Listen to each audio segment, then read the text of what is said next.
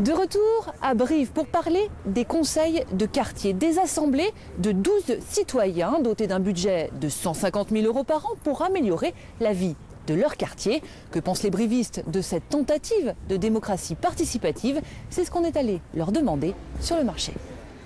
La bonne nouvelle, c'est que le message est, semble-t-il, passé dans la population. À quelques rares exceptions près, les brivistes qui fréquentent ces allées ont entendu parler des conseils de quartier. Qu'est-ce que vous pensez de cette initiative? C'est très bien.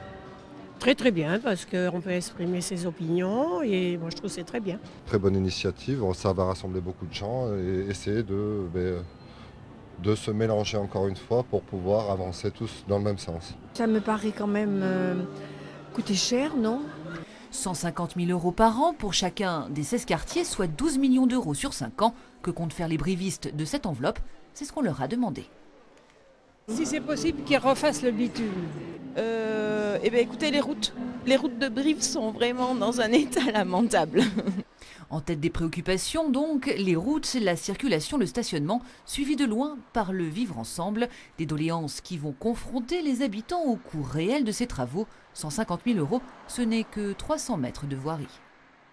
Un lieu d'expression pour associer les brivistes à la gestion de leur quartier, mais aussi de l'argent public. C'est l'objectif défendu par Frédéric Souillet, le maire de Brive.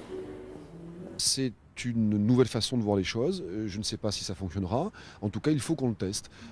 Il faut qu'on redonne encore cette notion de responsabilité chez nos concitoyens.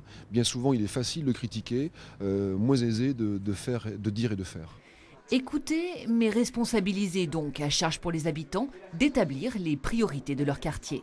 Un miroir aux alouettes, selon l'opposition, qui rappelle que, quel que soit le projet, la décision finale reviendra de toute façon au seul conseil municipal. Le conseil de quartier, au plus, n'aura qu'un avis consultatif. Et quand je lis ce qui est écrit par la majorité actuelle, autonomie financière avec une enveloppe de 150 000 €, je pense quelque part qu'il y a un petit peu volonté de laisser une confusion sur la réalité de ce que sera le conseil de quartier.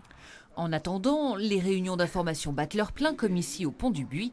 Tous les quartiers alignent au moins 8 candidats, parmi eux des habitants soucieux de s'impliquer dans leur quartier, mais aussi beaucoup de membres d'associations déjà existantes. J'aime beaucoup mon quartier. Ça fait 5 ans que je réside dans ce quartier. Je m'y sens très bien et je voudrais être au plus près des habitants pour faire remonter effectivement à la mairie toutes leurs doléances. Le but, c'est de se connaître le mieux en mieux et faire avancer les projets, surtout développer le bon sens. Voilà, je vous rappelle que les élections de vos représentants de quartier auront lieu le dimanche 18 janvier de 10 h à 16 h dans vos bureaux de vote habituels. C'est ainsi que s'achève cette édition. Merci de l'avoir suivi. Très belle soirée sur France 3.